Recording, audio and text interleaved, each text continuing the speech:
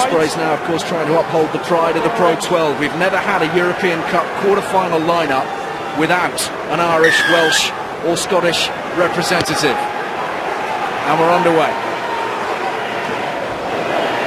Perhaps a little knock-on from Exeter from the kick-off, and a chance for Brendan Leonard to organise. The first touch for the talisman, the heartbeat of the Ospreys side, Alan Wynne-Jones. I mentioned the national dual contract, which has given such a boost to the region and indeed to Welsh rugby as a whole.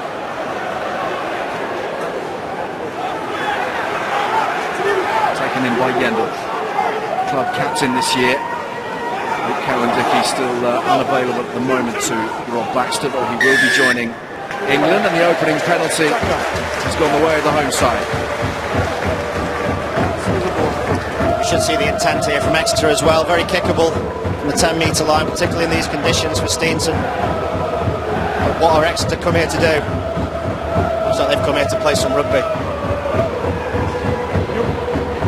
Talking to him in advance of this match, he was just very keen that they gave a good account of themselves with nothing on the line, and that's not always an easy situation for a coach to try to get all of his players in the right headspace for a match of this kind of nature. No, but I think it's, as a player as well, it's nice the shackles are off, just go out and play. I think it's imperative for the Ospreys. They've started really poorly away from home, and there's Clermont and Bordeaux got themselves back into the game in the end. They need to start well today. You happy? Opening line out of the match, the driving game of the Chiefs has been a feature of their success in the Premiership, where they're lying second in the table, been putting together some excellent performances. Jerome Garces has found fault with the Ospreys, and away goes Waldrum with the try line in sight. And scoring for fun this season, 8 tries in all for the big number 8. Yendall's that close. Start full of meaning, full of purpose from the Exeter Chiefs, and they've scored within 3 minutes. Couldn't wish for a worse start from the Ospreys. We've penalised for defending the line out. Thomas Waldron kept his wits, quick tap and go. I think like Austin said, they've come to play.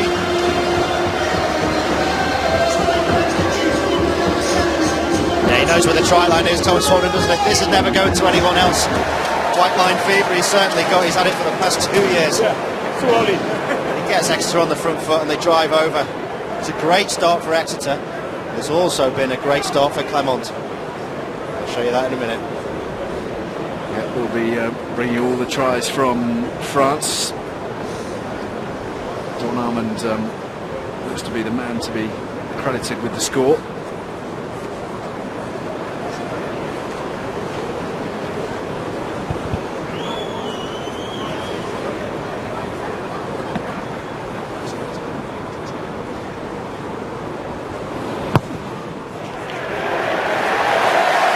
Well, few know the vagaries of Sandy Park like Gareth Steenson, and that is the ideal start for Rob Baxter's men. It certainly is, but it took them 3 minutes to score. They eventually kept round the corner to get over the try line, unlike the guys over in Clermont. They didn't even need 1 minute to get on the scoreboard. Good news actually for Welsh rugby. I think it might be Kai Horseman actually who came up trumps on the try front there for the Chiefs. Regardless, they've got a little bit of a platform to work with now in the early exchanges, and James Short lets fly, taken in by Tipperick. And this is Dan Evans, who's been in excellent form for the Ospreys this season, particularly in Europe, and that's a fine kick, Martin. Yeah, it's a great kick, real underrated player, Dan Evans. Maybe not the quickest fullback you'll see, but he's got a great left foot, doesn't make many mistakes, and Steve Tandy's team talk has gone out the window in the first 3 minutes. You can guarantee you come away from home, it's all about let's have a big start. Numbers white. And they really gifted Exeter, really a soft penalty earlier on, allowed them to go to the corner, and they've taken advantage, so credit to Exeter. It's that old military saying, isn't it? The no plan survives first contact with the enemy. You've got to have plans B, C and D already. I mentioned earlier, I think they have shown in the Ospreys though, they'll keep going right till the very end. There's obviously a lot more riding on this game really than for Exeter.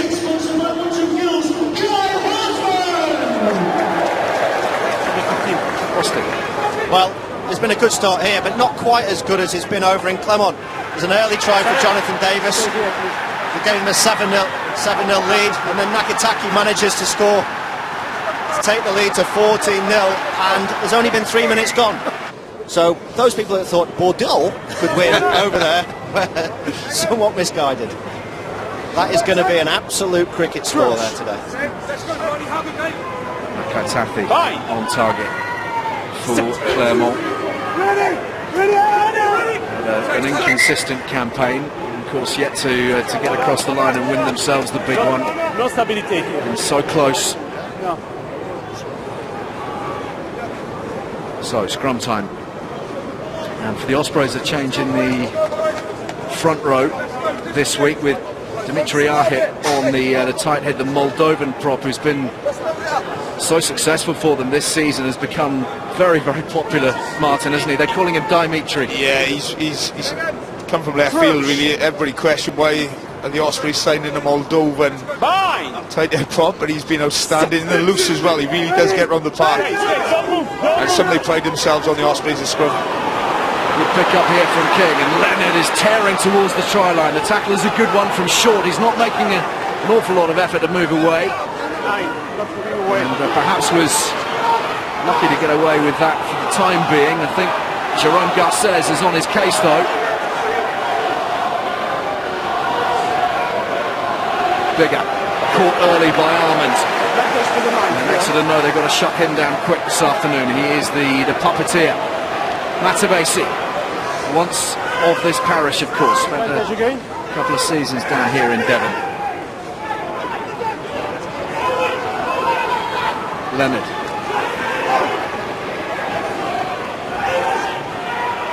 There's the New Zealander again, releasing him up the middle. Oh, that's powerful work. Really powerful work from Dirksen. I think he's wriggled his way all the way to the line. He had an awful lot to do. Leg drive and upper body power is seen in there. Well, it's also the line that he picks off Leonard. He picks a really good blindside line, so he gets to the inside shoulder. All started from this right-hand shoulder on the scrum. Kai Osman can't get off. Leonard almost gets to the line. They recycle, go through a couple of phases. You just think that Exeter forced them back, but then it's an excellent line picked. Does he get there? Yes, he does. That's what Dirksen brings you, you know. He's mentioned Dan Evans earlier, not the quickest of the back threes, the Ospreys, but he won't die wondering. Hanno Dirksen just runs his weight, so physical. Struggled over the last 18 months with injuries, but he's been in great form for the last 5 or 6 weeks. That's a great response from the Ospreys. And now the familiar routine.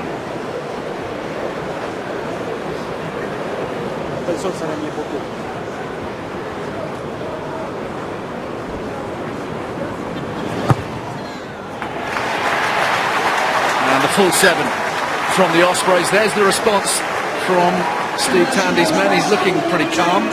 I'm guessing that the heart rate might be going a little bit. Hanno Dirksen with the try. It's that out to in line, stays really wide, arcs in tighter to the ball. Difficult for the close defenders to see him come in. Always gets you on the front foot. And a loose ball, dangerous for the Ospreys. Lewis has seen the hole, and Lewis has gone through the hole, and here's Woodburn to continue the motion. Nice work from the chief scrum half, getting a rare run out. Will Chudley has been the man at 9 for Exeter this season, given a weekend off. Witten stepping.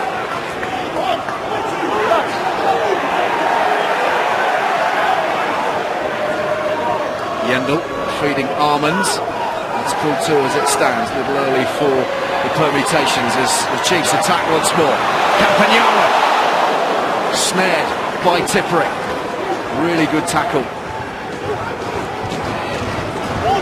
Contest over the ball as well by the Welsh region, but here comes Waldron again, and Exeter bearing down on that try line. Looks like this is a game with plenty of scores in it. Parlin to within a metre. Another meaningful burst. Pile of bodies. Waldrom's after it again. Look at him. He's in there burrowing. He fancies it. Waldrom! He's got it! The course he has. Very few managed to stop Thomas Waldron from that sort of distance. The defence is optional today for both teams. All come from a loose kick-off again. Dave Lewis has picked it up. Great footwork on Scott Baldwin to stand Scott Baldwin up. And then it's just ball retention. They've been patient Exeter, they've kept the ball. You know, noticeable the Ospreys are getting very little pressure in the contact area to slow Exeter's ball down. And that man Waldron again, basically unstoppable, isn't he, from 2 metres out. Sam Underhill's probably just gone too high there. Wrong body position, and Waldron just momentum's taking him over. Yeah, it's a latch as well, isn't it, from Johnny Hill on the top of him, giving the extra weight. It's simple physics. When you're that heavy and your centre of gravity is that low, you're almost impossible to stop from 5 metres out. There's so many dog legs in the Ospreys defence at the minute. People moving at different speeds, offering different opportunities. Like you said, I love these last weekends where everyone plays at the same time, all the shackles of pressure come off, and you just go out and play rugby. It's great to watch. 3 tries in 11 minutes. And Waldron with his 9th of the season in all, at his hungriest with the try line within sight, well, also when the biscuits are in sight. The Leicester food bill's gone down a little bit since he moved to these parts, but really enjoying his rugby in Devon. Thomas Waldron playing some of his very best stuff, as is James Short, carving through, and the tackling is weak here from the Ospreys. Finally, the defensive line reorganises. I think weak is being kind, Alice. It's non-existent at the minute. Oh, it is now. That was less kind. That was properly meaningful, and it came from Sam Underhill. Didn't go too high that time. Dolman. And now the physicality from the Ospreys. Just about 10 minutes too late, but they found it. Tipperick and Leonard combining for that one. The burst from Johnny Hill, made his European debut last week for the Chiefs. Steenson is going to enjoy running this sort of game, this kind of open game. In goes Alec Hepburn, dug out by Waldron, and Steenson's off again. Tackle from Arhill. Parley. Chiefs building through the phases now. Inside ball from Lewis, kept alive by Whitton. Steenson is there. And then puts boot to ball. That's clever. It's a really good kick. Just making sure that all the pressure is heaped inside the Ospreys 22. Yeah, it's lovely play from Steenson. With Sexton going off yesterday as well with what looked like concussion. I think Ireland could do worse and take a proper look at Steenson. He makes good decisions. He's got a real high percentage from the team. Playing some of the best rugby of his career at the minute.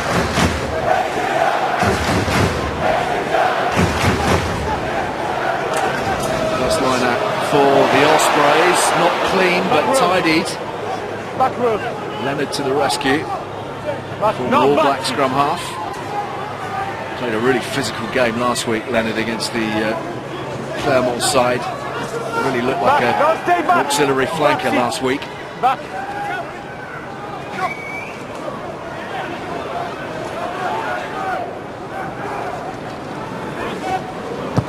Full white, stop, thank you.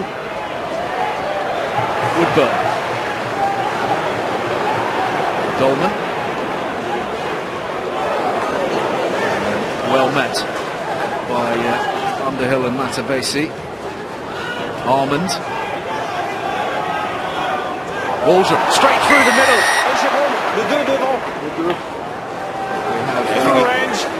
Blocking the player. I think it's Jack Endell, his team likes to taking Scott Baldwin out of the ruck. Clever play from Scott Baldwin as well. Always throw your arms up to bring the referee's attention. Well, I think he's unlucky there. I think he's just Endell's just cleaned Scott Baldwin out. And the referee's bought the appeal from Scott Baldwin. And there are certainly holes in the defensive line. Yeah, I think Sam Underhill, you know, last 2 hits he's made has tried to kind of inspire the Ospreys. And it's amazing when you get one big hit, kind of lifts the team, the whole team. So I think it's just the organisation of the defence. They look a bit like Austin said earlier, you know, there's dog legs, plenty of gas for Exeter, and they're the type of team that will expose you. Well, this is what Sam Underhill brings. The physicality in the tackle and then the competition over the ball as well, at which he's becoming expert. Early days, but some talent. I think, you know, the Ospreys were warming up right by the side of the studio earlier, and that's something they were really struggling on, the earlier overthrows in line-outs. The drills weren't going well. That's two now, one close to the line, and this one there over the top. Yeah, there's been another try over in Clermont, and it's for Bordeaux. Bota manages to score. Bordeaux getting a power game going, keeping it tight with the forwards to get over the line. Back in it. Maybe it's not going to be a cricket score. The last was good. Probably the is, first but was let's give it a little bit of hope. Well, both innings. 14-7 over there as well. Tries are plenty in Pool 2. This fascinatingly poised Pool 2. Any one of the four could qualify. Yes, nice. Stay, don't change your More mind. defeats in Swansea and here in Exeter really threw the pool open, perhaps a little unexpectedly. Stay. Waldron for Lewis and Witten. Lewis on the loop. That's nicely worked by Exeter, and Short is running a nice arc as well. Really slick, fluent back play from the Chiefs. Ali Heifer, of course, the man in charge of the Exeter back division. Steenson, Witten, Campagnaro, well met by Baldwin. Waldron, coming at pace all the time. Yeah, very noticeable for me that the Ospreys are not getting any pressure in the contact area. The ball is so clean for Dave Lewis, and that's so much easier to attack from and so much more difficult to defend. You think with Tippering, Sam Underhill on there, guys who will contest the breakdown, they will slow it down, but at the moment it's all Exeter. One of the problems for Ospreys is, and they can't get any guys over the breakdown, is because they've got no line speed close to the ruck. So all their line speed comes out wide. As you can see, they're trying to force Exeter back on the inside. What that means is they get not enough numbers to make the tackle, but also to get over the ball. Exeter having a real free run of it at the minute. So many. Spratt taping out the line, Latavasi. The midfield is really, really loose, and that's what's really damaging Ospreys' defence. Back row are working exceptionally hard, but they're having to, because they've got no line speed. It's going to end up playing into Exeter's hands, this sort of broken field. There's Pool 2 as we are at the moment, with Clermont leading against Bordeaux and therefore top of the pool on 18 points, and they would progress as pool winners. So there's the top 8 for the time being. Not looking good for the Celtic nations in that Not so table much just this stood there, time was there? around. No. Desperate to get the Ospreys in there from a Pro 12 point of view. It's pretty dimly. It's turning into an Anglo-French competition at the minute. Yeah, it must be really disappointing. Yeah, you are, Aussie. So there's a couple of injured parties. Noel will be joining England because he's deemed fit enough to do that. Dave Ewers has got to wait a little longer before he's fully fit. But, Chiefs have been struck in a number of key areas actually, but their squad depth growing all the time. The man on the ball here is indicative of that. Don Armand has really come into his own in this season. And Exeter again within 5 metres of the try line. Lewis wants it. Decision to go on his own, not necessarily a rewarding one. There's a little bit more bite to the defensive work from the Ospreys, and they won the penalty as a result, drawn it through the intensity of their defensive work. Yeah, they mix up well, Exeter. They've got that weapon in the driving line out. As we've seen earlier on, they can put width on it as well. I think Thomas Waldron that time got a little bit excited at the contact area to clean out and just flown over the top of the ruck. Bit of relief for the Ospreys. Bigger tucks it safely away. A dead leg last week for Dan Bigger. Happily, a lot of ice has solved that particular problem. think this is the penalty. Waldron, you see, just going off his feet. Baldwin picking out Alan Wynne-Jones. Leonard for Underhill. Baldwin again. Carrying hard. Started all Wales's games at the Rugby World Cup. Leonard for Bigger. That's high, but it's being held up in the breeze. Brilliantly claimed by Short, who's in space. And Lewis tries to get the ball away. It's gone forwards. He's had a cracking start to the game, Short, hasn't he, making breaks. This is brilliant technique, the way he just keeps his eye on the ball, gets the inside knee up, using the defender to climb on. That's textbook. Just unfortunate then that the chest netball pass doesn't quite come off to Lewis. Goes forward. It's been a good signing for Exeter. Dirkson's really struggling as well. His right ankle's really heavily taped on. He's gone and scored.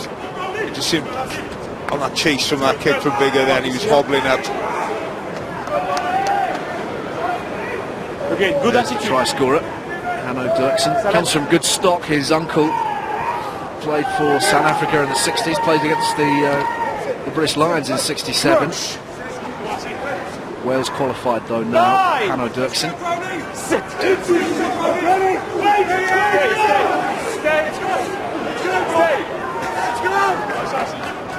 Bigger. Evans. Here's Phil Dolman. He's going to find open grass. And that does not look terribly promising. Alan Wynne-Jones fell rather awkwardly there for a moment. I thought he'd taken a nasty bang to the head. I think he's had a knee to the head, he'd be up okay. I think it's a knee to the head and he's gone down. The way he fell, yeah, the way he fell, you suggested, see, he just got his neck in an awkward position.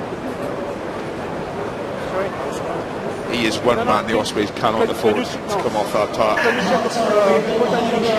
He's the ultimate warrior, isn't he? Alan Wynne-Jones. So key to Ospreys' success, to Welsh success. Tell the Welsh management to watching this, their hearts are in their mouths every time if he goes down into police fight. They have to go off for an injury assessment of the head. Captain, please have a look. Yeah, the decision is about to be made on that front, and yeah, he's being led away. So Austin, more news from Clermont. Yeah, I told you Clermont would really take control of this game, and they have by letting Bordeaux score again. It's Tawi Fifanua who, again, forward power. The Bordeaux pack are really getting on top. As you said, I didn't see it. I thought Clermont would absolutely spank. You went early there, Austin. You went early. But yeah, Bordeaux are right back in it.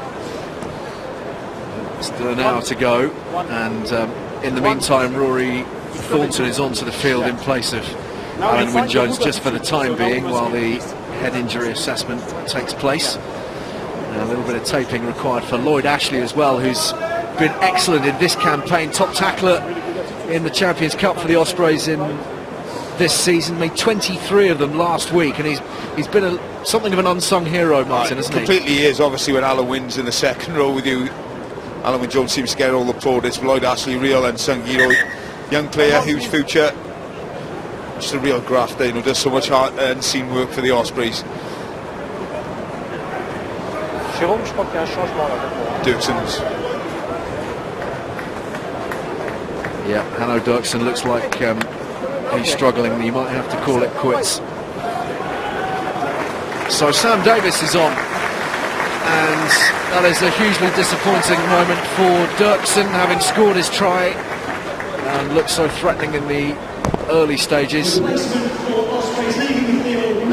Sam Davis is on after a very successful week against Clermont, coming on when Dan Bigger had to remove himself. 4 penalties and a drop goal. Looked very cool, very composed. It'll be very interesting to see how they rearrange their backline, the Ospreys, whether they move Dan Evans onto the right wing and Sam Davis plays 15. It's looking a little bit as if that is what's going to happen, as Evans is occupying that right wing slot at the moment. Dolman puts boot to ball, and he's found touch as well. Another one of those kind of slightly underrated players, Phil Dorman, the likes of James Short, probably indicative of Keep the line, please. the Rob Baxter recruitment policy.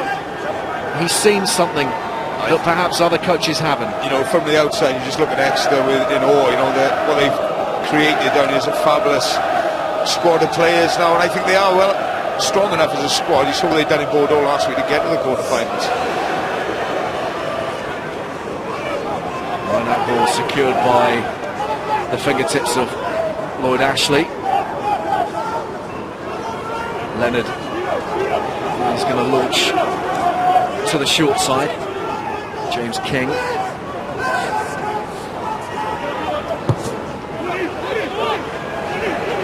This one a tester for Woodburn. Bundled backwards. And again, good competition for the ball from Sam Underhill. Having made the hit, quickly up, looking to scavenge. No, stay. Well taken on the run by Leonard. Sensing there might just be an opportunity through the middle. And Armand is there.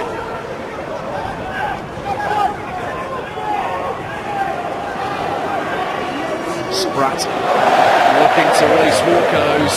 Spilt it. Did it go backwards? No. Shame. It's a shame actually, but it's good play by Ospreys because they're eating up the clock. And this wind is getting progressively stronger and stronger, and it's right at the back of Exeter. If Ospreys turn around just 7 points down, they'll be quite happy. I'll be pretty happy to see this guy coming back on as well. Yeah, the breeze just didn't seem to be that much of a factor when we kicked off, but definitely feel that it's picked up. So away goes Rory Thornton. Plenty more game time to come for him in the future, just 20 years old. I think the Ospreys need to step up a bit physically. You know, at the minute Sam Underhill's put 3 or 4 fantastic hits in, but at the moment for me Exeter just ended that physicality battle, the game line, contact area. Something the Ospreys really pride themselves on is that part of the game. Drush. Bind. Set.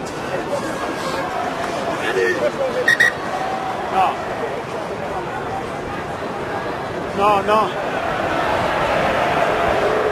The reason is you don't have space. So you pre-engage, both teams pre-engage. Don't pre-engage, both teams. I trust you in this side, okay? I stay here.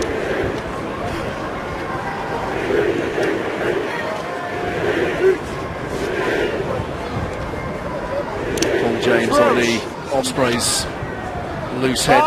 Rejoined Ospreys for a second spell after 3 seasons with Bath. Just the kind of wizened, wily old pro to try to get the better of the Chiefs this afternoon, but it is Exeter's ball and Waldrom's done well to get that away. And here's Steenson trying to weave a passage through the traffic. Not Lewis's best pass. Whitten is trying to make the most of it before finding Spratt. Yeah, I think he's penalised Paul James for coming around the outside. He's playing advantage there. Yep, taking us all the way back to the scrummaging point. It was an area that happened a lot when he was with Bath. A lot of referees seem to take against him, Paul James. Yeah, look, he's one of the best scrummaging loose heads about, so I think Austin knows about as much as me about scrummaging, so we just move on from that one. Actually, I've become a bit of an expert over the past few seasons with the Aviva Premiership. You get to see quite a lot of them. I think it's big guys pushing and then falling. Ball secured by Johnny Hill. Ospreys using the touchline as their friend, but Waldrom has kept it in field. Lewis for Armand. There's a much greater intensity to the Ospreys' defensive work now. The opening 10 minutes or so, they were really loose, allowed far too much freedom over the ball. Hepburn, Almond. We're inside the 22 here, Exeter.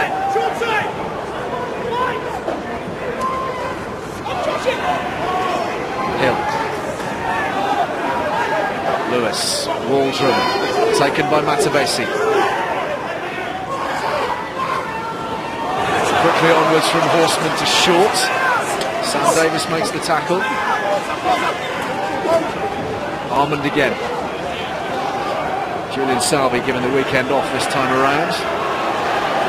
Waldron carrying endlessly. Steenson into the 10th phase of possession. Yendel. Tipperick in there trying to snaffle the ball.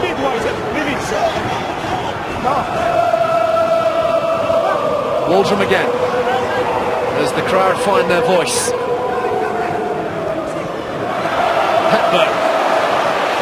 Good drive from Alec Hepburn, and that is strong work over the ball from the Ospreys. Oh, James, absolutely brilliant over the ball. Rode the tackle, got in the low position. That low centre of gravity that you get from scrummaging all those years. You lose the control This of is your an body. absolute brilliant turnover. So it's better to release. Exeter just looked like they were getting on the front foot. Because I Really don't good want to carry from penalise Hepburn. you. But watch, James, around the right hand side of your picture. There he goes, straight over, hands on the ball. Well played. It was a vital intervention from the loose head. 12 phases of possession from the Chiefs, and a good bit of punch from Hepburn as well up the middle. And now a little bit of relief for the Welshman. Time off. Okay, so it's now Thornton's time again. Lloyd Ashley this time, I think, with a knee. It's Lloyd Ashley who's coming off, and he's not moving terribly freely either. I think it's on left knee that they were trying to strap up earlier, but it's a big blow, you know, Ashley and Dirksen. With only 28 minutes of the game gone. Stay.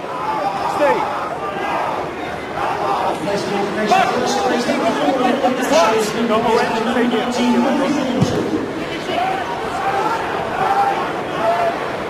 Dolman has Short on the outside. That's good communication between the fullback and the winger, talking to each other as the ball hung in the air. Horseman, and held up well by Tipperick. For long enough? Maybe not. Yendel. Waldron in to help clear out. Back, 3 wide. Slow ball. It's marked easily by Leonard. Just a little bit too much distance on the Lewis kick.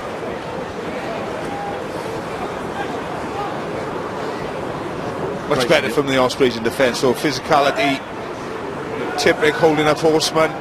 They didn't win the turnover, but just slowed the ball down. And first 15 minutes of the game, you know, the Ospreys were asleep. It was just so easy for Exeter, but they do seem to have got themselves back into this game instead of the physicality. See how hard Dan Bigger hit that ball, and how the distance is really not what he was after. That probably is the best way we can illustrate the strength of the wind out there right now, as Underhill goes on a little charge up to halfway. Bigger. Matavesi, inside ball for King, in space, carving his way through James King. He's got support from Leonard, and that's gone forwards. Short with the important intervention defensively, and away comes Woodburn, and Exeter love this counter-attacking style. Dolman's down, great defence from Short to stop that. It was almost a certain try for the Ospreys, had he not. Here's Davis, again having to really give it some hoof, but it's out on the full from outside the 22. And that's Phil Dolman, which will be a sight of some anxiety to Chiefs fans. Not had much fortune this year with injuries, have they? Looks like a really bad gash to his knee, maybe.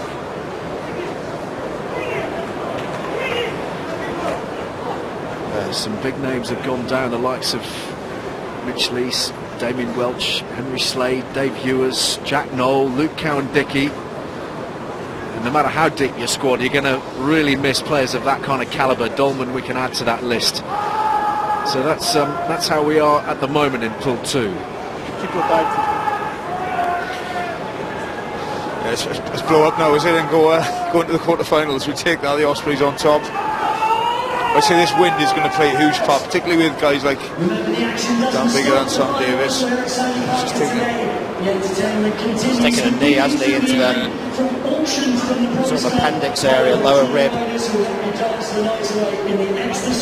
Such good defence by Short. Went early on the 2-on-1. Picked right. Sometimes you do that, you see a dummy, you look like a fool, but when you don't, you pick the pass right. As he breaks through here, it's a lovely break as well. Nice pass from Bigger to the outside, all back inside. And then Leonard's away. We just timed the pass, it's just given a little bit too early. Short picks him out, puts in a good hit. Qualifies for England, Short. I think England could do. The injury problems they've got with their wingers could do worse than have another look at him. I've always rated him when he was at Saracens, very abrasive, good ball carrier. Went to Irish, sort of disappeared for a year. Now Exeter are getting the best out of him. Yeah, had a short spell at Wasps as well, didn't he? So he's been around the block, taking a little bit of time to settle properly. Dolman happily is back on his feet. It's a nice line-out ball for the Chiefs to work with. And Campagnaro driving hard up towards the 22, the Italian international.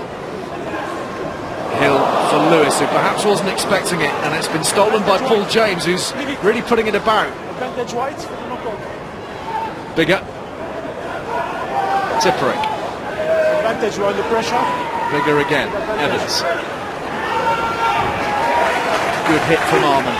Still advantage, eh? Meaningful You're under defence. pressure. King, who made that excellent burst just a few moments ago. Yeah. Back we come. We looking like we got another man down.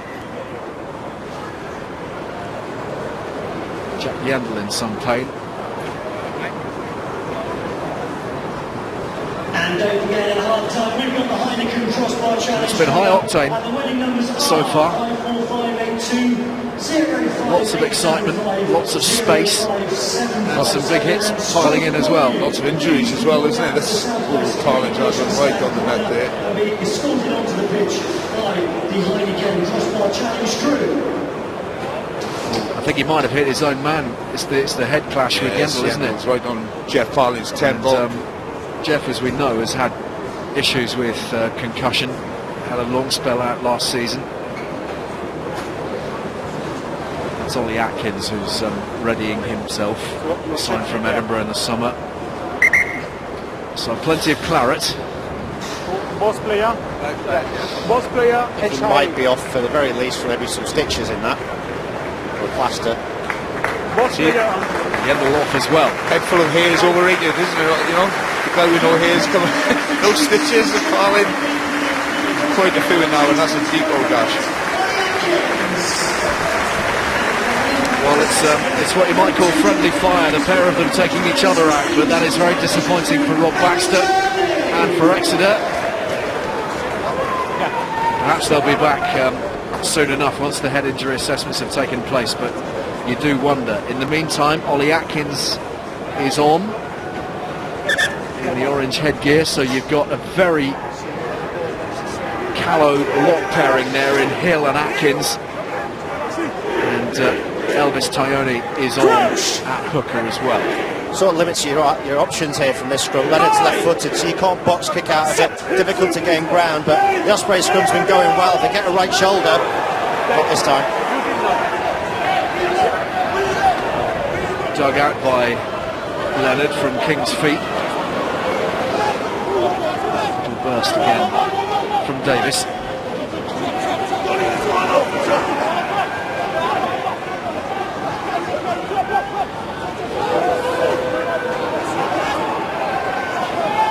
Bigger, keen to start playing some rugby up the other end.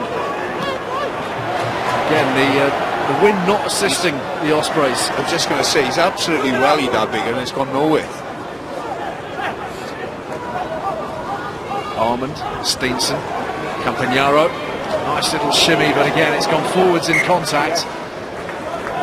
And some aggressive defending paying off for the visitors. It's a nightmare for a back that. You make half a break, you get ready to offload, and the Moldovan hits you from behind. The ball is clearly available. He's done everything right apart from C. 21 stone Eastern European weightlifter who's just about to take your head off. He's carried well so far, hasn't he, Campagnaro? Quality player. And he'll be in action in the Six Nations over the coming weeks for the Azzurri. Waldron with 9 carries already. We're learning, by the way, that Jack Yendel's absence is for a head injury assessment. Harling solely for blood. 9. Sit.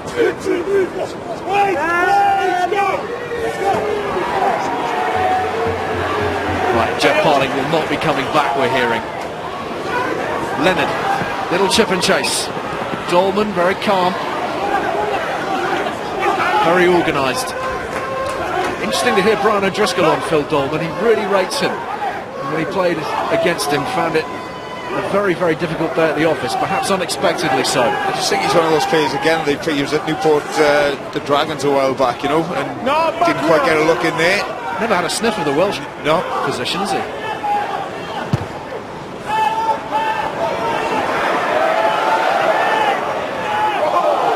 Bigger for Davis.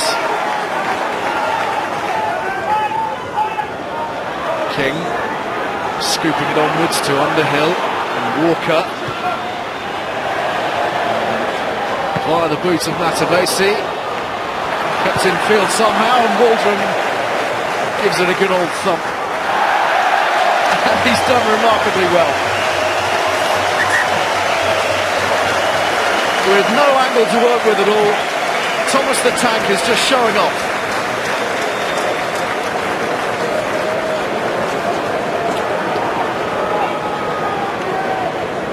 He's trying not to smile. He's loving that, I knew exactly what I was doing there. Right off the shin, 40 yards. He's loving his rugby in Exeter, isn't he? Absolutely loving it.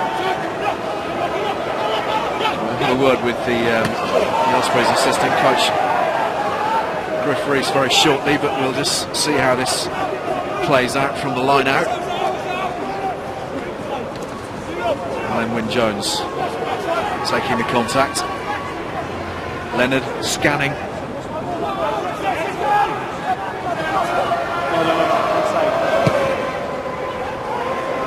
Clearing again into this stiff breeze. And it's very nearly brilliantly taken by Bigger. It was very unfortunate from the fly half's perspective. So let's bring in Griff Rees. Griff, thanks very much for talking to us.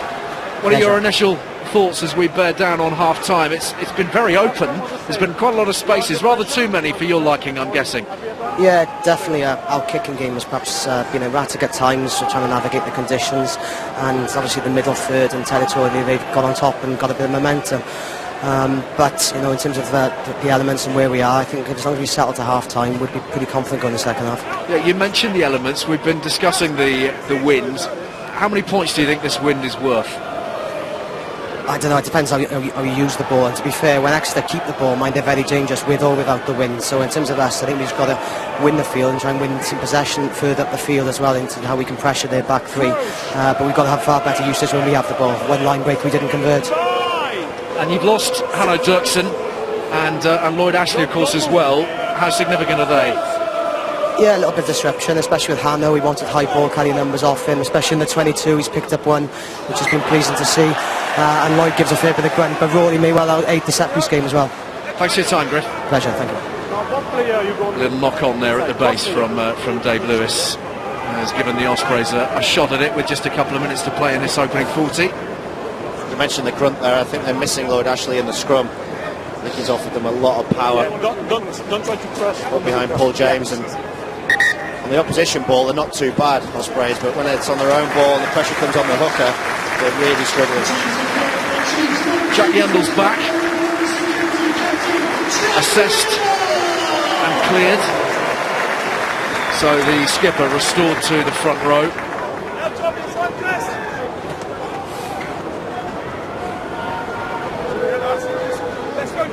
Just to recap, Ollie Atkins on for keeps now in the absence of Jeff Parling. Boxies has missed a penalty as well to take Bordeaux ahead. So still 14 all out in Clermont. Use it now. Good nudge here from the Welshman. Bigger, threatening the gain line himself this time. Stay. Leonard wants it quickly. Nice hands from Alan Wynne-Jones. Spilt by Underhill in the contact. Campagnaro making the hit. And Exeter securing the ball off the back of it.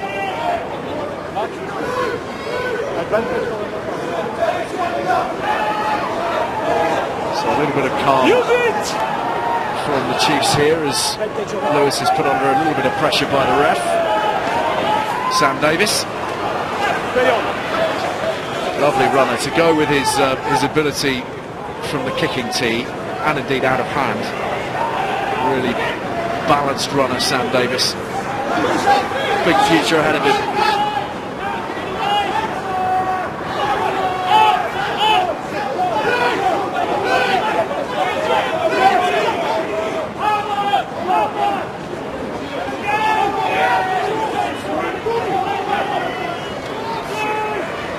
Stray boots taken in by Tipperick. He uses footwork to buy himself a metre or two. Leonard again sends it high. Dolman likes the look of this broken field in front of him, and the tackle's made by King. Stinson, well anticipated by Davis. A little bit more distance on that one, perhaps by dint of keeping it a little bit lower. Leonard again on the run.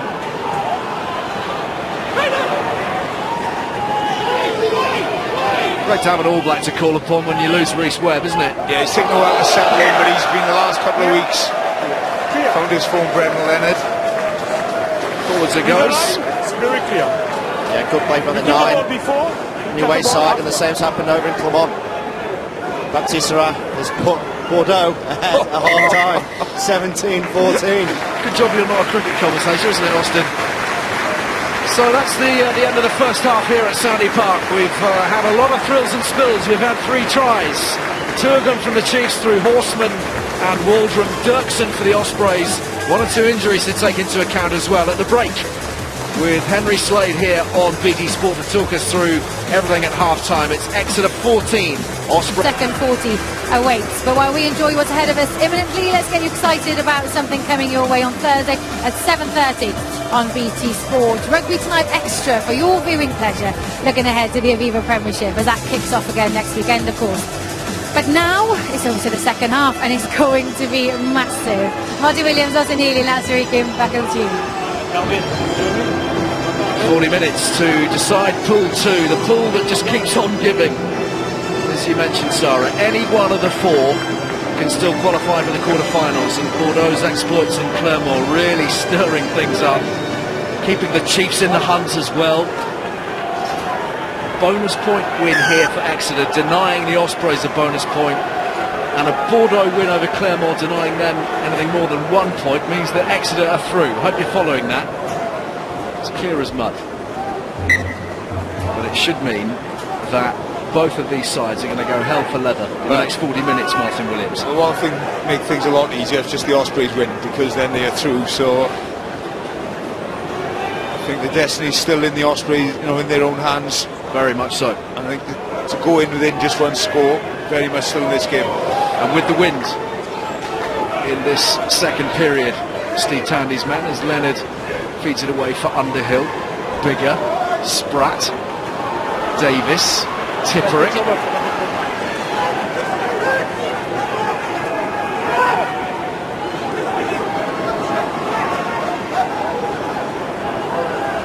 Bigger, flat pass for Baldwin.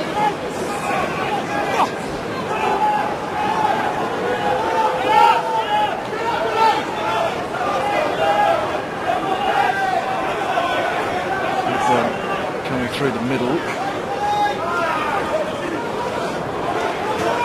Bit of muscular work from Dimitri Arhip. Bigger again for Matavesi. Davis slipping through the hole and offering the ball up to whoever was there. And a little dig through. It's just not quite measured with the necessary precision. Yeah, strange patches of play there from the Ospreys. Playing a lot of rugby around the 10-metre line, not really going anywhere. Just thought maybe Bigger would have stepped back into the pocket and found the corner flags, pushed Exeter back. He tries it in the end, just gets a little bit too much on it. He's playing some brilliant rugby at the moment, isn't he? His exploits at the World Cup took him to a different level altogether. No, he's been truly world class the last 18 months. Everything he's done. Good space, no free engage. I think Sam Davis looks as likely as anybody to break this game up. Renowned for his kicking out of the hand and his goal kicking, but he is a dangerous runner as well. He's got great vision, great distribution skills.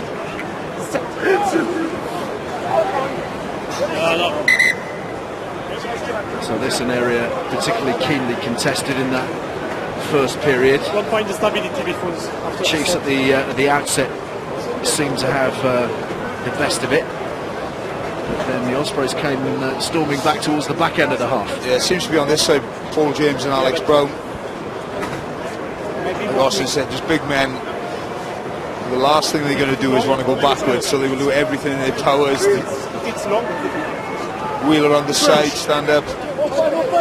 One of the real important things when you're a decision maker is the gain line. When you're into such a strong win like this, there's the gain line. Every phase is about getting over it and getting an advantage and working your way up the field. We saw in the first half, most of the game played the left-hand side of the field. You either want to eat the time up or get over that gain line. Bigger gathers one-handed. Here comes Spratt, shadowed by Campagnaro and Witten. Underhill meeting Walsh. Matavesi runs into Atkins. Bigger.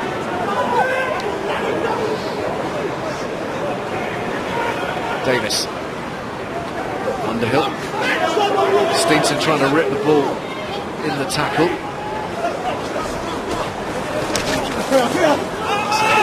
Pass from Eli Walker from Fulton.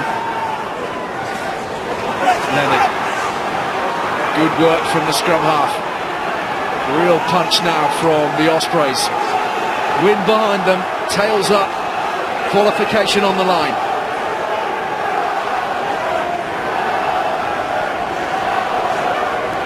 Keeping it at close quarters at this point. Yeah, this is what the Ospreys do so much. Once they get into the 22, they pick and go, keep it tight until Bigger. You can see Bigger, he's standing behind the ruck. He doesn't want the ball. He'll wait until he sees him get an overlap or mismatch. They will just pick and go. Just changing to the left-hand side, Bigger, and then looking for the kick off the outside edge of the boots.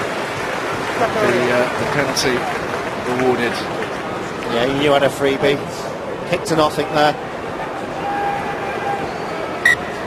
Yeah, that's all come from the big boys up front. They've won the ball against the head. Fantastic scrum.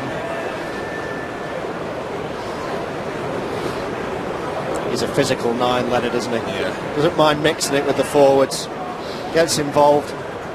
Like you said, Thomas Waldron just diving over the wrong side, not quite rolling away in time. Get the freebie, ultimately get the 3 points.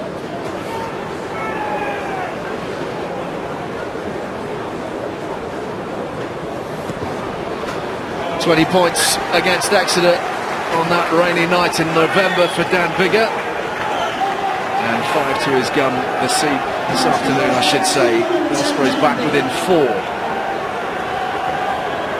points of any kind. Pocketed with a degree of glee at this stage for the Welsh region. Got to take every available opportunity.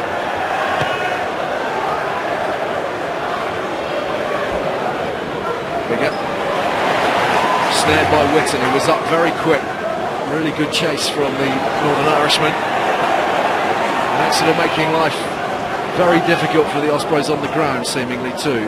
It's a brilliant kick-off from Witten, wasn't it? Into the wind, just held up. Allowed Witten to get man and ball on Bigger. Lewis. And there you see the discrepancy in distance from try line beyond halfway.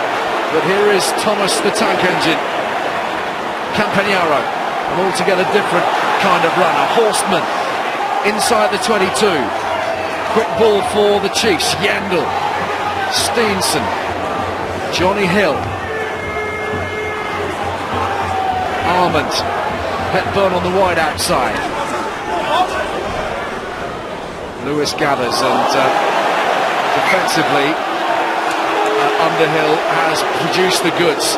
Lightning quick. I was just having a little double take there, just to question whether he might have strayed on the wrong side of the offside line, but he's done the job.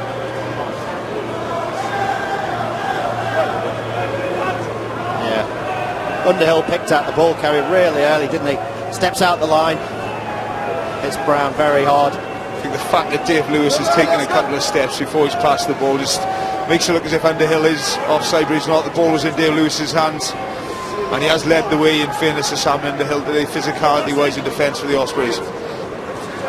He's going to be the subject of a fairly significant tug of war, you suspect, over the coming months, possibly years, at university in Cardiff. An Englishman qualified for Scotland through his grandparents, the USA by birth.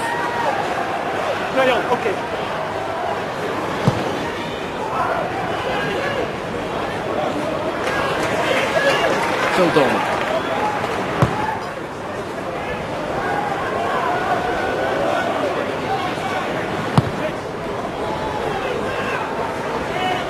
That's good from Bigger. Inch perfect. Short. Taking it quickly. There's only Waldron there. The 1-2. Waldron is short and he's away. And Waldron does not look happy. Down on this near side. He's got to his feet. Linesman's flag was straight out then. He's from late hit on Waldron.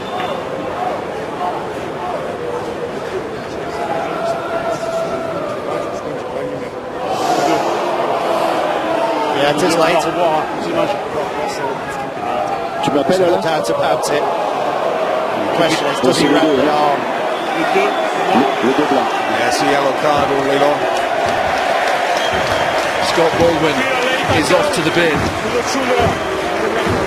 Just can't do that nowadays, can you? You know, you used to be able to get away with something like that, but now you're going to get picked out all day. Infuriating as well for the coaching staff and in fact everyone involved with the Ospreys, because it's exactly what you need, pressure down in that area. You don't want to let that Exeter out, you don't want to let them off with any opportunities to clear their line. You just squeeze the life out of them. Talk about having the life squeezed out of them. This year's favourites look like they could be going out. I told you Clement were going to lose. There's been another penalty there. Baptiste Saron has given, will do, the lead. 20 points to 14. What a turn up, if they can cling on there. What a turn up. This pool very much still in the balance, and I wonder how pivotal the Baldwin yellow might prove for the Ospreys in this 10-minute spell now.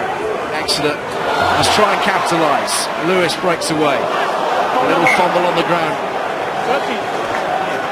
Steenson did his best. I think that look tells quite a story.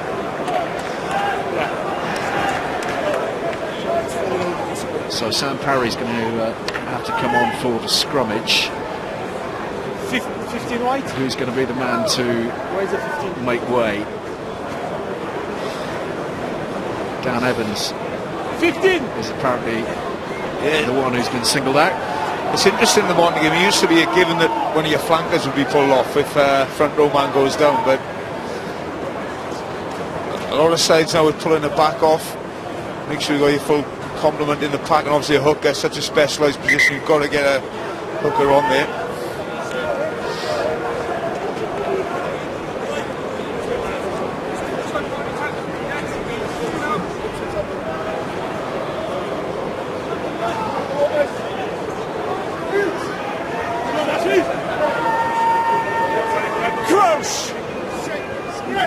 So reshaped front row for the Ospreys with Sam Parry sandwiched between James and Ahit. rather messy result. The last scrum was definitely the Ospreys on top. They won it against the head against Exeter.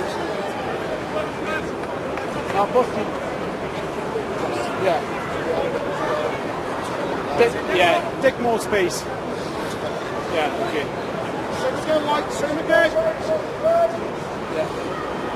A good space after buying. 30 minutes to go in this group, Ali, and one of 4 sides can go through.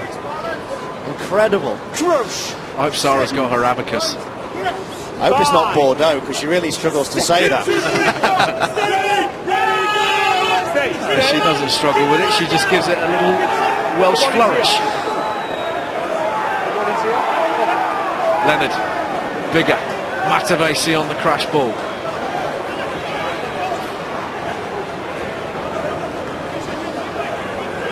Alan Wynne-Jones still at the heart of everything, quite naturally. Bigger, Hit has lost it. Steenson whips it away, Dolman double tackled. Steenson, little nudge through, big chase on here from Short, it's going to fall for it beautifully. Short is away, and he's shaking off the defenders, and he's powering his way in. James Short, that is a little bit special. Exeter steaming their way in front here at Sandy Park. Austin picked him out earlier, didn't he? Might be not the best at predicting scores, but that was class, absolute class. I think great vision from Steenson in the first place. You see, he wanted to get it out wide, but he couldn't get it to the numbers were there, the bodies were there from the Ospreys. In and out of Sam Davis, he'll be very disappointed with that effort, one-on-one. For a great finish from James Short. All stems from your hooker going to the sin bin, you lose a winger, Dan Evans, you've got no one in the backfield, someone with pace can break through. Terrible attempt tackle, good footwork. This guy has been getting better and better and better all season. Strong, elusive, quick, and he's a finisher. Exactly what you want in an international class winger. He is rapid, isn't he? Because Steenson, from the minute he left Steenson's boot, you know, he's up there just in Tipperick and shift. Just left him for dead with a little over 10-15 metres, a great finish. Well, try number 3 for the Chiefs. You picked it out, you said you lose your hooker, normally you would lose one of your back rows and maybe put someone on the scrum. And the hardest position to defend on the field is out wide, because that's where you're most isolated. So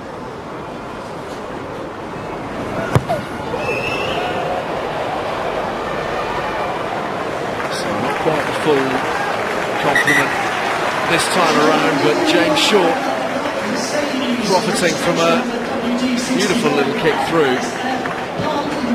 Sam Davis won't want to be. No, you've got to make those tackles again too much. Short with his 6th try of the season. Jarvis is on at tight head for the Ospreys. Campagnaro. Chiefs still with the man advantage for a further 5 minutes. Lewis. There's Davis. Tipperick.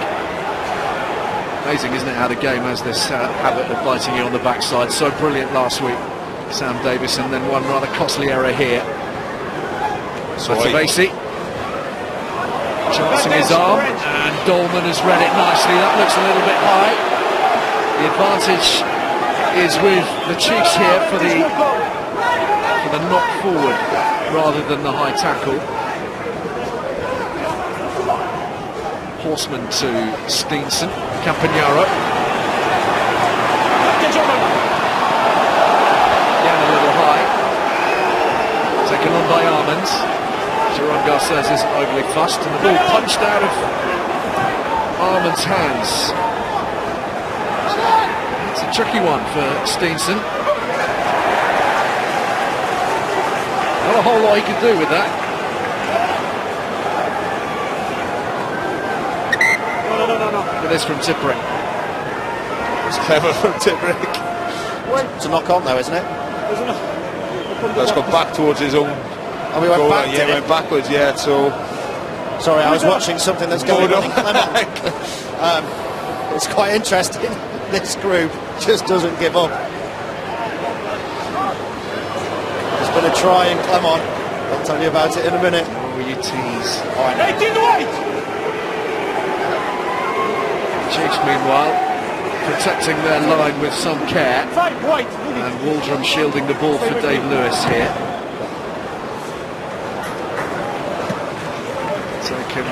Not taken quickly.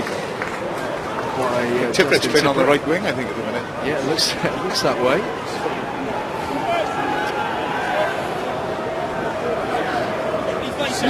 Bring you up to date very shortly from Clermont. No, it's a blue my whistle. Number white. Bit of a cliche, I know, but the Ospreys have got to score next. You know, they're already 2 scores down. Got to try and come away with something here. Thornton with the line-out ball. Tipperick. Leonard. Parry. Horseman makes the tackle.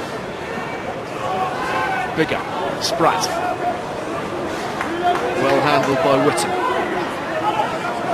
Defensive line speed here from the Chiefs, but now a decent surge forwards. Jarvis. King. Trying to target Ollie Atkins, who's equal to the task for now. And Jones met on the gain line by Alec Hepburn. Real commitment. Jarvis again. Penalty is Exeter's, He's on his feet. and they know how significant that might prove. Tackle after tackle after tackle, and it's the Ospreys who infringe. That's a huge defensive set for Exeter. Made the one-up tackles. Ospreys struggling to get over the game line. I think it's Rory Thornton in the end who's come from the side to clean out Jack Yendall.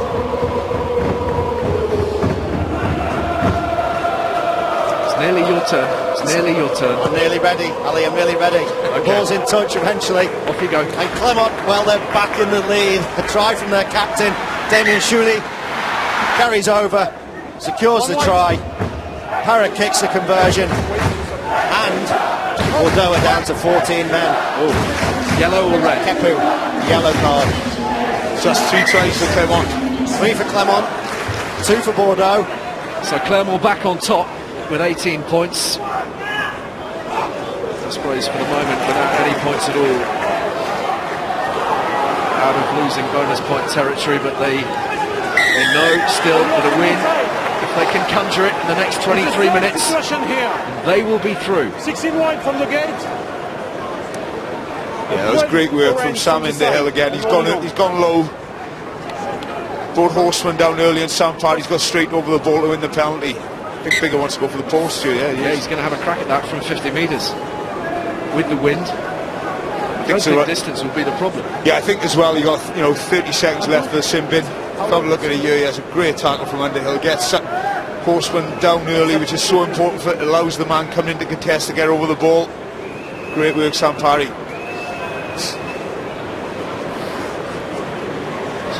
Baldwin limbering up. So too then Moon for the Exeter Chiefs, but this 52 metres out. It has got a stiff breeze behind him.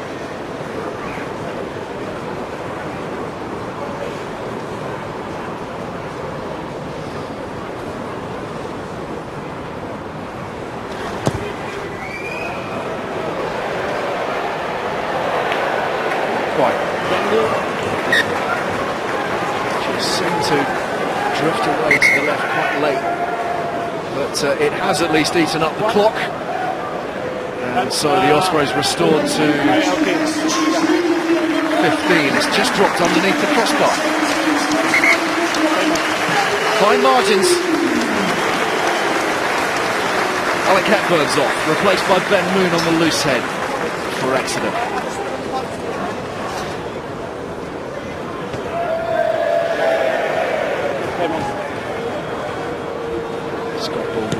In harness in the front row for the Ospreys. King underneath it, good challenge from Woodburn, and it's driven on now by Hill. Waldrum, Yendall.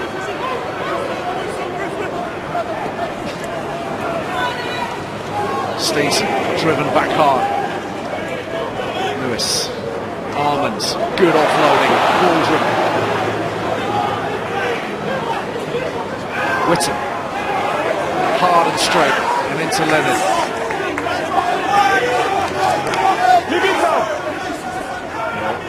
Good attempt over the ball from Nicky Smith, who's onto the field.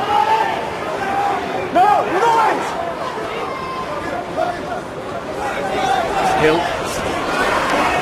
Smith with the tackle.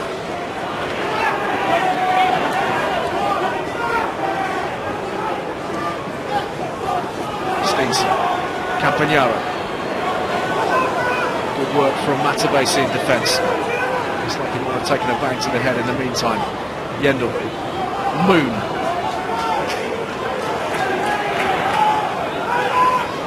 Whitton. Alex Brown. Osman. Dave Lewis starting to get really tired now, struggling to get to the rucks. Fatigue's kicking in. Watch the pass as an extra couple of steps, which just allows guys to get over the ball a bit quicker and get the turnover. The Ospreys have done just that. And Bigger whips it along the line quickly. Matabesi trying to use his muscle power, shaking off the attentions of Dolman, and then it takes Waldron to stop him. Big boy, Josh Matabesi. Advantage wise. Advantage.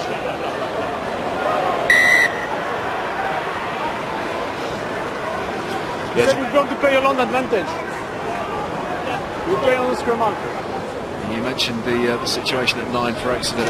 Austin Hayden Thomas about to inject a new pair of legs, a little bit of life. Putting a rod back to listen to my commentary and nine made a substitute accordingly. No, he's had a good stint, Lewis. It's been a fast game. He's got the tempo up. Exeter played a lot of rugby, gone through a lot of phases, made quite a few breaks as well. So big impact from him. And that's the end of Sam Underhill's day as well. Dan Baker on in his place. And another fine shift. I wish I was in that shape when I was 19 years old. He's in good care. He's in good care with Steve Town at the Ospreys. And of course Richard Hill, the former England World Cup winner. He's casting an eye over his future as well. Yeah.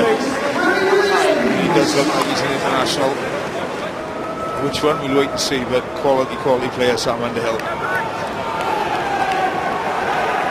So the Ospreys working their way up towards the business area. That's Owen Watkin. Excuse me, Max Bodilli, who starred last week for the Chiefs in Bordeaux. And Kelly Campagnaro has been the man to make way, but this is an important moment for Ospreys, you feel, into the final quarter, threatening the 22.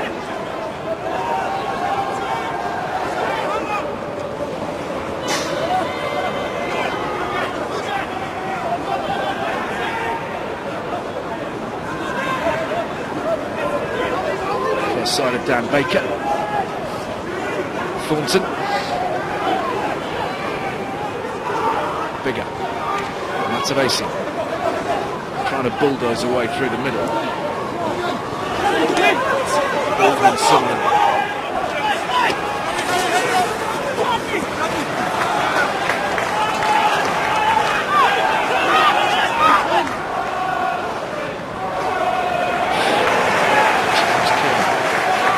Probably felt that a little bit, I would suggest. Walker. Chiefs defence proving hard to pierce just at this moment. Alan Wynne-Jones drives into Woodburn, really hammering away on this short side here. Baker, meaningful hit from Armand. Ospreys driven backwards, and again the tackles fly in. Spratt's caught man and ball. 13th phase of possession from the Welsh region. Sam Davis, a lot of the local fans here thought that might have been forwards. Awful lot of huff and puff, and they've gone backward 20 metres. Great defence from Exeter. Woodburn, he's seen a little bit of space in there. Leonard has it covered. Woodburn makes the tackle though. Good chasing. Baldwin. And the Chiefs managed to find enough of his body to hit the touchline. Whether that was his head on the whitewash, he's not very happy about it. The decision's been made. Austin. Yeah, news from Clement. There's been a bonus point try. Janazaski scores it, better known to his friends as Paul.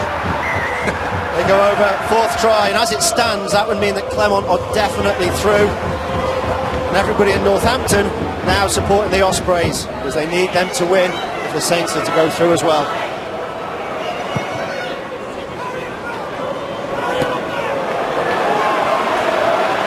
Waldron releasing Dolman in acres of space, and guess who's on the outside? Short pinning his ears back and driving over for number 2. A different sort of score for James Short, no less significant. That's the bonus point for Exeter.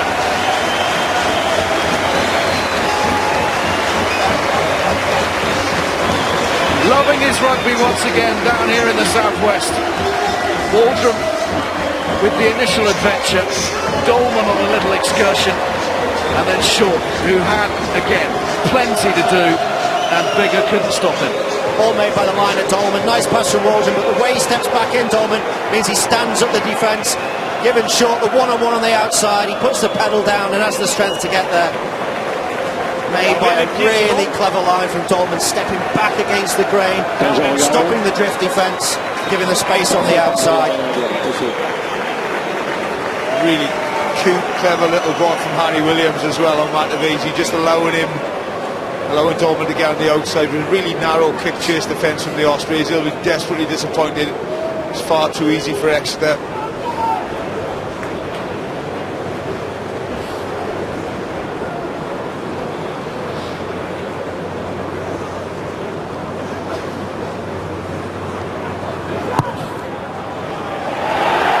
It's on a horrible angle, but somehow he's landed it, and with it you sense Ospreys' hopes fading fast. 16 points the difference now, and 14 minutes left to play. There's going to have to be something pretty remarkable for Steve Tandy's men to come out alive now. Yeah, I think, desperately disappointed from the Ospreys from the off. Really, they got themselves back into the game at 14-10. Where Exeter have really gone up the gear in the last 10-15 minutes and fully deserve the lead. Whitten driving hard into the defence once more. One with 2 tries against the wind. Admittedly with Ospreys down a man for the first one. Baldwin off the field. And still they come. Max Bodilli, latest off the production line of backline talent down here.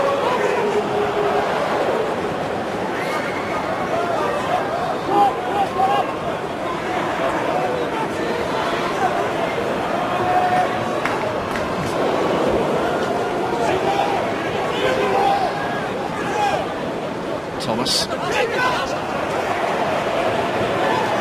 from Atkins. Tackle coming in here from Baldwin. Was he offside? It looks that way. Advantage with the Chiefs being played. Knock on. Rubber through from Stevenson. Gathered quickly.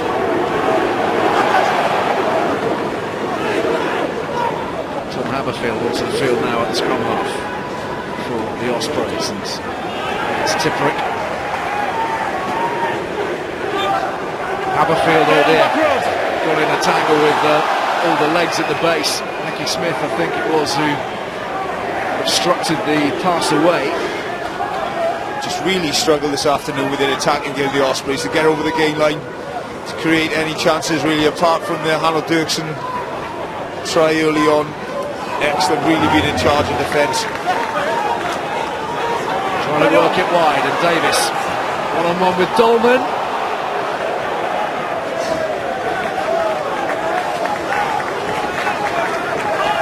Well, for once they actually get to the outside. Clever idea, just the execution hasn't quite worked. Like you said, line speed of Exeter. The tightness, collective spirit is what's held the Ospreys out. You thought when they turned around with a 7-point lead at half-time, it might not have been enough. They pulled together. They're not out of this group yet. If Bordeaux can pull something miraculous off over there in Clermont, but they've really set their stall out for the Aviva Premiership, where they are serious contenders this season. They seem to have the complete game on, don't they? You know, they don't mind going tight. You see how many driving lineouts they've scored, but they can put width on the ball. Just a really impressive unit, really well coached team as well. Absolutely, and what's going to help them is they're going to get some of their star names back at the business end. Ewers, Henry Slade. You know, these guys come back in. It gives you a real boost towards the end of the season when the team get a bit fatigued.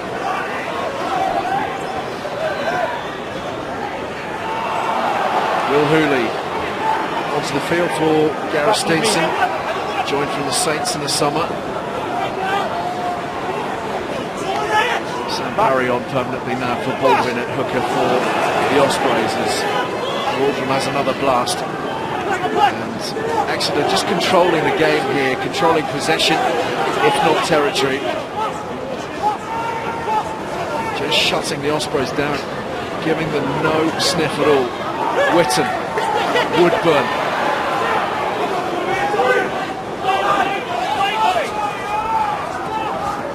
I think something's happened in Clermont, which we need to tell you about fairly shortly. Austin's got a big smile on his face. Hayden Thomas keeps it alive. And Dolman carries onwards. Good contest on the ground, won by the Ospreys. Quick handling. Baker. Wrestled to the ground by Bodilli. Stolen, but illegally. Now then, Very different with the. You are 10 minutes to play. The ball. Yeah, need to get this ball quickly back on the park. Dan Bigger, no doubt, trying to put this as close to the 5-metre line as he can.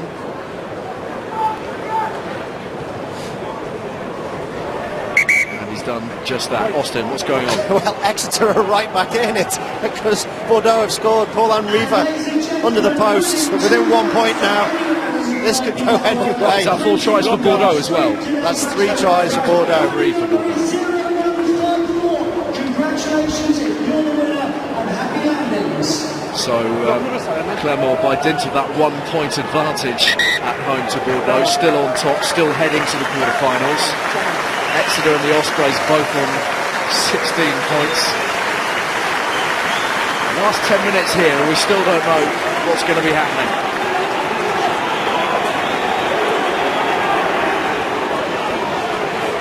Excellent work from the Ospreys pack. This is looking very promising.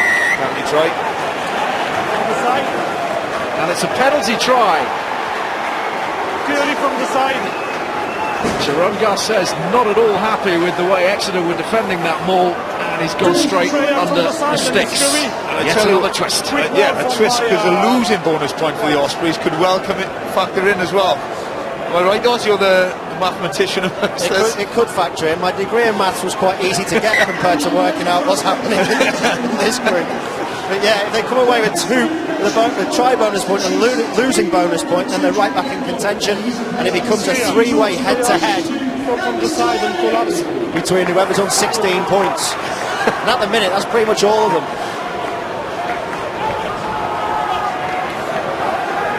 Losing bonus point would take the Ospreys to 17 points. It would give them the group, provided Clermont don't win. It's all back on. Are they roughly on time with us? Are they at around the 71, 72 minute mark? They're 24 seconds behind us, Ali. Right, okay, good. Just so that we know we're synchronised. Eli Walker carving through the middle. The Ospreys needing something a little bit special now, but they've given themselves hope with that penalty try. Matavesi releasing Jarvis, picked up again by Matavesi, gets the offload away. Davis is there. Has that gone forwards as he landed? Yes. This is incredible. This is exactly what the Ospreys have done throughout the group, away from home. They seem to be dead and buried, and in the last 10 minutes they've found something. Shackles have come off, as if there's nothing to lose. We're going to start finding the gaps, they start getting the offloads. Great pickup. Great pickup from us. Sam Davis just can't hold on to it. Is the information going on here to the Ospreys? Clermont are down to 14 men. They've lost Julian Bardi. Is that information going on that tells them we only need a penalty from Bordeaux, and Bordeaux are on the attack? We need 3 points. We need 3 points and we go through as group winners. So just a losing bonus point without the Just a losing bonus point to take them through. If Bordeaux can kick a penalty in the remaining 7 minutes. 9-point deficit at the moment. It might well all come down to that man, Dan Biggar, but they've got the characters in this squad, the Alan Wynne-Joneses, the Justin Tiffericks, the Dan Biggers. They've got those characters to see them through these awkward moments. They're stubborn bench, they'll keep going right till the end.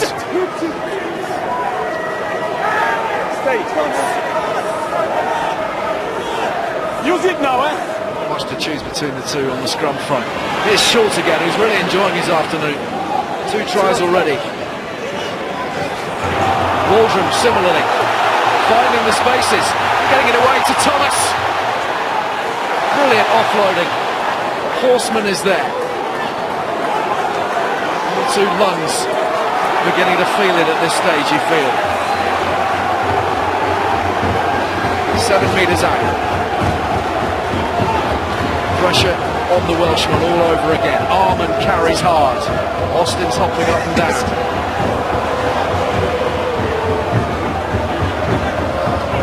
Hooley shielding the ball for Thomas. Driven on hard and then stolen.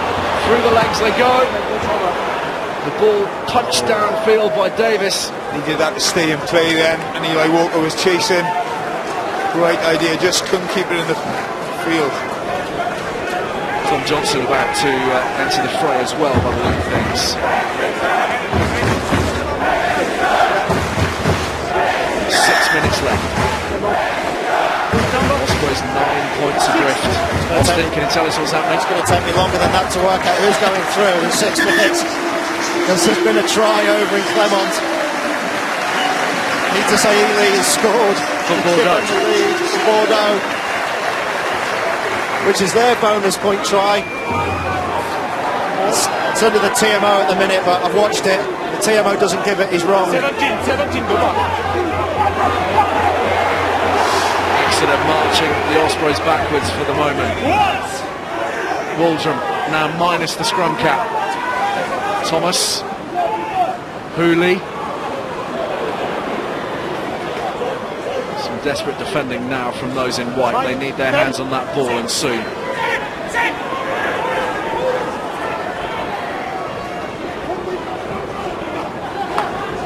Whitten, Waldron, Whitten. Might fall for Walker. White touch the ball. It's gone forwards from the Ospreys. Just all of a sudden the Ospreys, they found line speed in defence, putting pressure on Exeter for the first 70 minutes. There it is, Ali. Come on, Oz.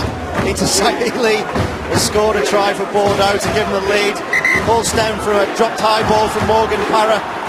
Get to the outside. The time's over. Clermont haven't lost at that stadium since 2008. In Europe. In Europe, yeah. The line is a mark. It's incredible. So as it stands, everybody's on 16, and Clermont would be top on points difference alone. So if the Ospreys can grab themselves a losing bonus point here in the remaining 4.5 minutes, they will qualify for the first time in 6 years.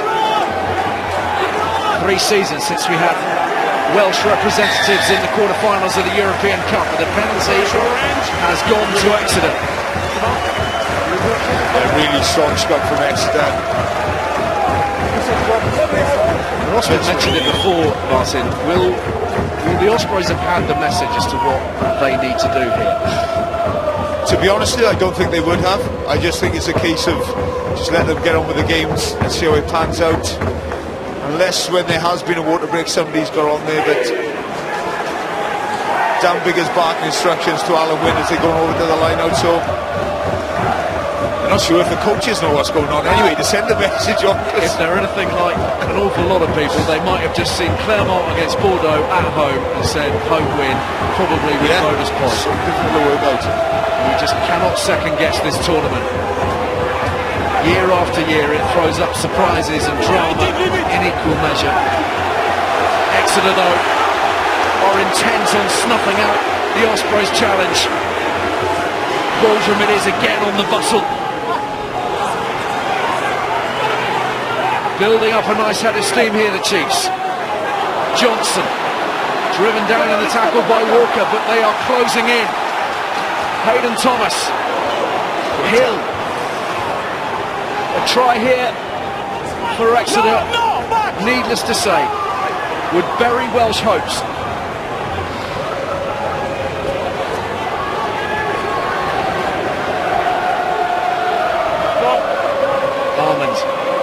Who's been absolutely brilliant this afternoon. He's been everywhere, defensively, offensively. Still they drive, still they close in. The Ospreys defending as if their lives depended upon it. Waldrum again.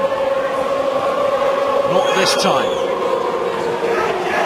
Another little burst from Tayone. Why is it those last couple of metres take so long? Exeter finally have found a way over the whitewash, and the Ospreys challenge surely now is done. The Ospreys challenge is done, but that takes Exeter to the top of the group. Exeter qualify if it remains the same in Bordeaux, I think, because Bordeaux have just kicked a penalty, denying Clermont a losing bonus point, sending Exeter through. I don't think Sandy Park and those within it have any clue of the significance here of this score. This one's incredible, isn't he? This close to the line, really is. Could play said fully, it wasn't two movements. Little question mark, is there not, as to the movement from Waldrum.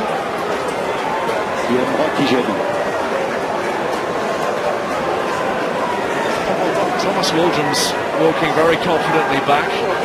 The television match official is content that the try has been scored. 31 points to 17, bonus point for the Chiefs, and as it stands, they, in an almost unbelievable twist, are heading into the quarterfinals.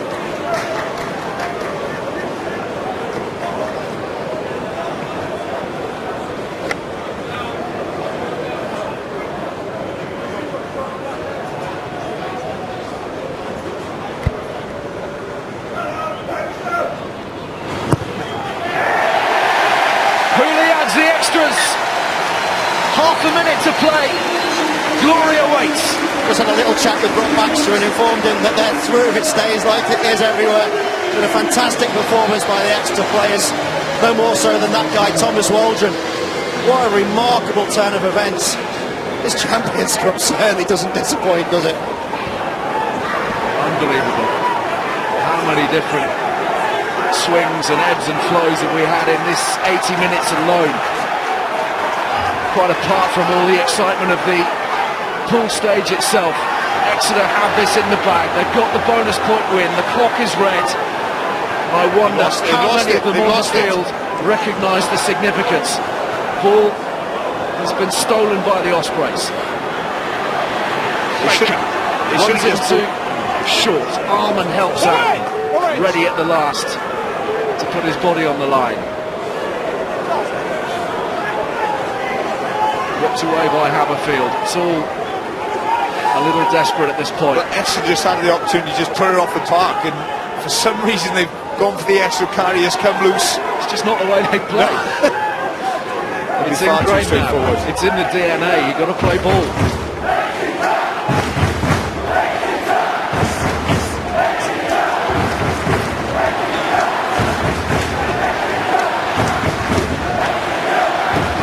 Still, the Ospreys come.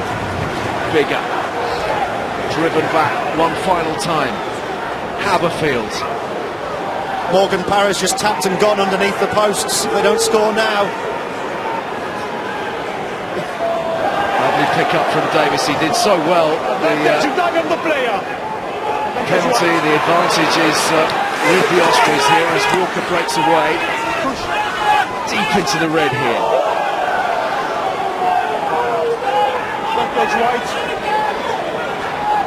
Thornton.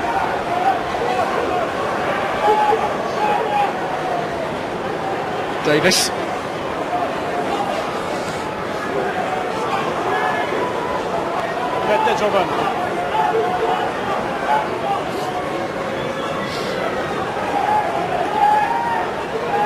Haverfield just probing away, hoping that a little bit of daylight will open up. Walker, one of those who might be able to break this up.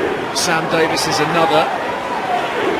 Those are the players with the kind of footwork that might find a space. A boot on the ball, and the penalty to the Ospreys. The body is inside the left.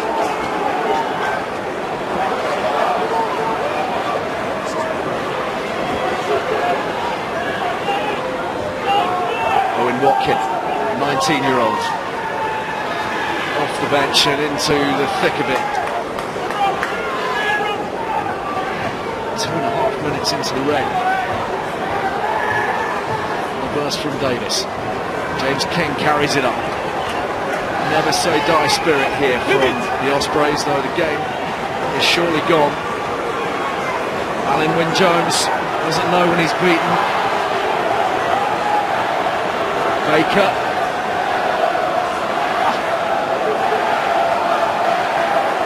James King. And the ball stolen. Elvis Tyone comes away with it. And that will be enough for the Chiefs. Or maybe not. One final turnover, then the knock-on. And that will be it. Hayden Thomas delivers the final coup de grace.